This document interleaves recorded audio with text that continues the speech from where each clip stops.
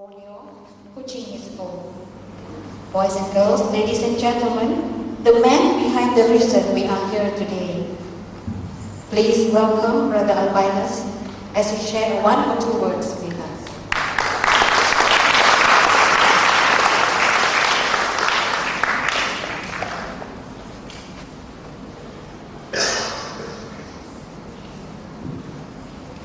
Mr. Filio, Chairman of the Assembly Coche,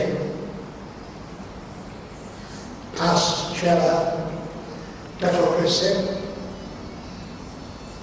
all committee members, and all past committee members. Invited this supervisors, teachers, parents, and students. Good morning to you all. Morning. And thank you very much for coming to celebrate this anniversary with us.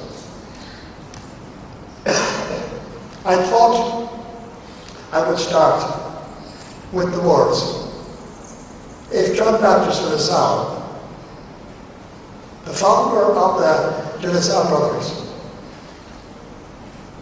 over 300 years ago, were present here this morning, what would he say? What would he think? I believe he would be very pleased. Why?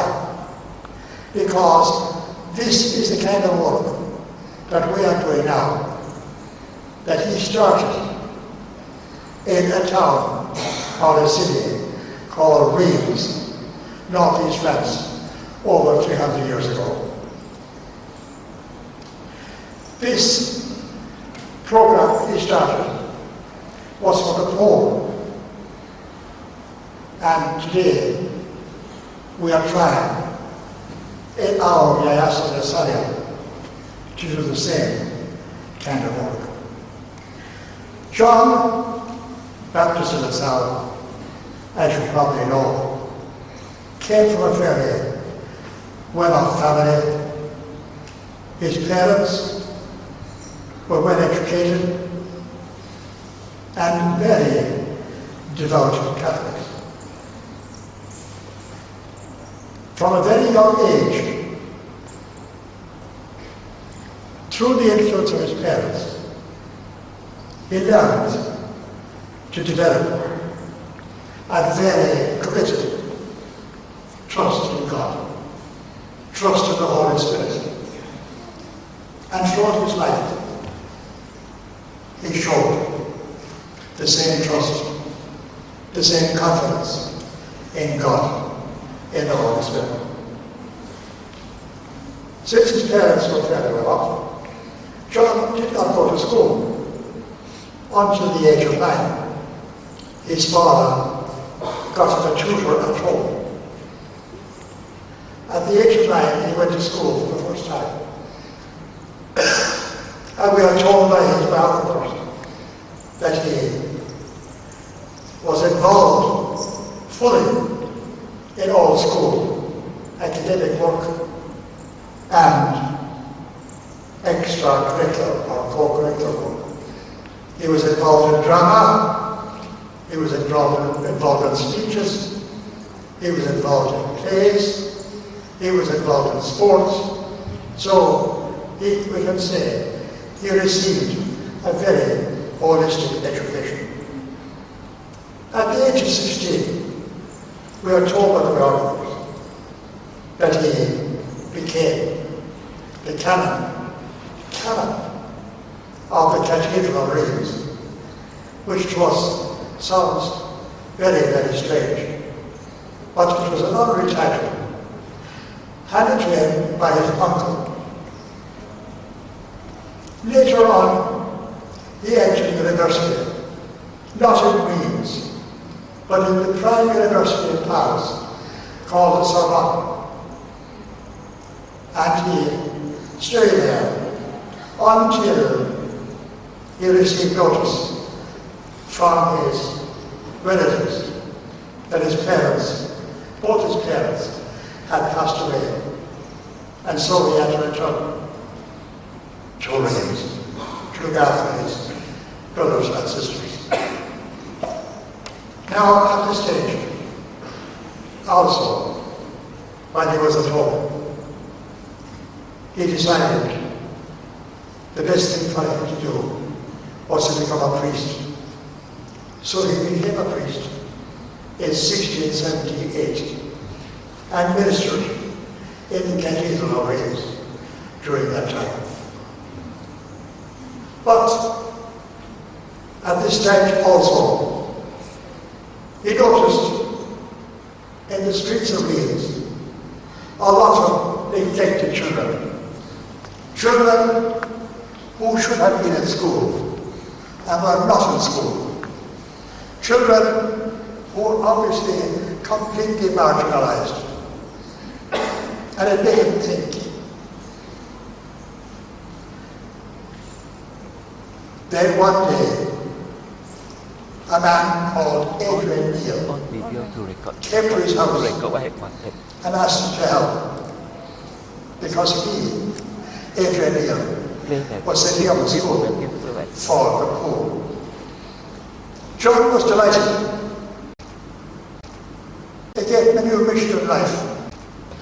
And so, we are told, he was very, very excited by the whole. He discovered all was not well in the school which he helped to found. There was no discipline, there was no good order, and the teaching was very, very poor. So, John decided at this stage to overhaul the teaching methods of these teachers. He started to take them to his home, but his siblings were not very happy because these teachers were very uncouth, very badly mannered, lacked politeness, and they were very disturbed. But John eventually found a place where he could work with them. So what did he emphasize in his teaching of these teachers? He emphasized, number one, trust in God, faith in God, faith in the divine providence.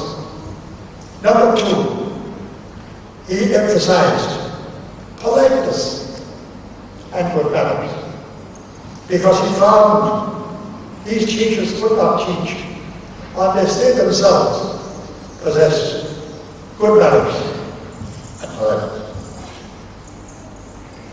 So in time, after his training, the teachers went back to school, and in no time, the schools became very popular, and his methods spread to various cities, such as Paris, Rouen, Marseille, etc.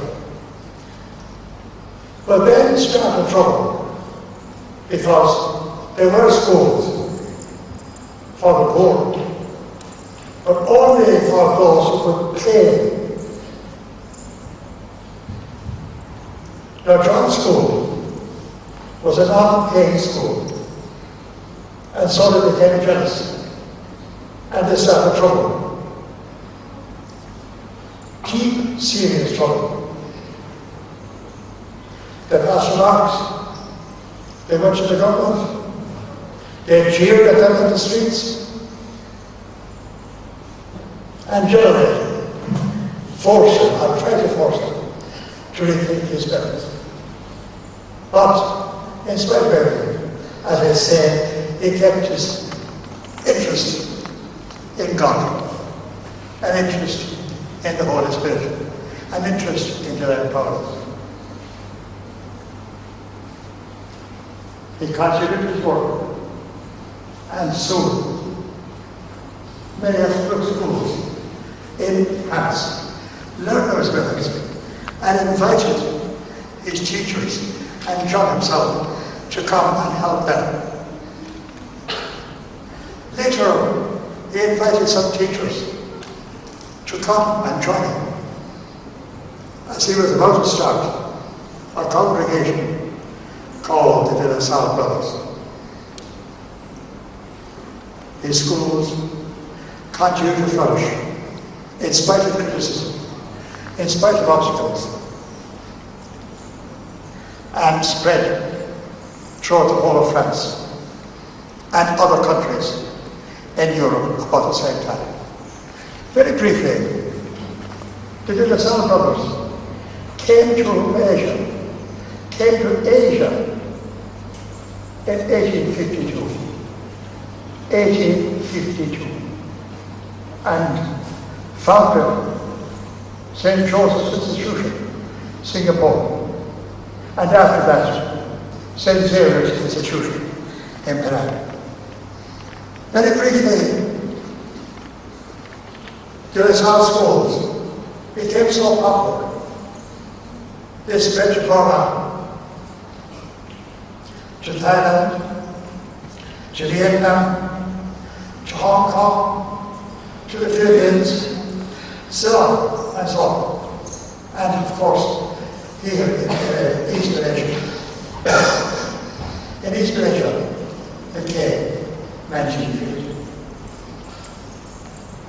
The Salle died at the age of 69 in 1719 and was canonized as saint 1890. Now what's of the ask the Salle in the future? Where do we go from here? First of all, I would like to emphasize that our Gayasa in the Salle is not a commercial program. We are not here to make money.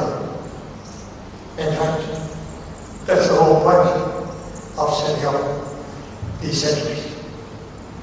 Our centers, as Mr. Gilliam and our Christian mentioned, number now 8 now, and survive, I must say, not because of money only, not because of us only, not because of the students only, or the teachers, or the supervisors, but survive because we know we are being assisted by the Lord. We are being assisted by God's power. We know we must have committed teachers, dedicated people,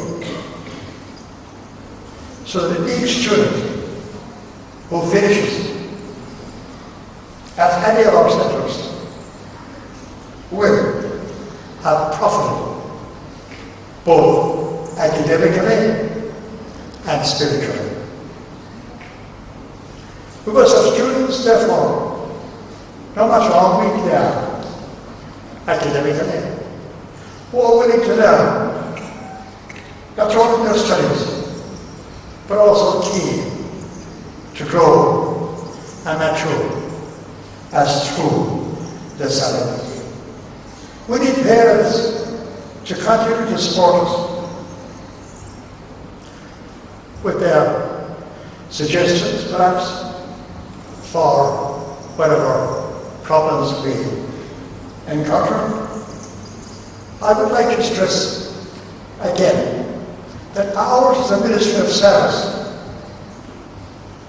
We can only see the future as one of service to the disadvantaged, to the poor, to learn self-esteem, and help all these young people to build in future a society based on justice and based on peace. This is service for the least, the last, and the lost.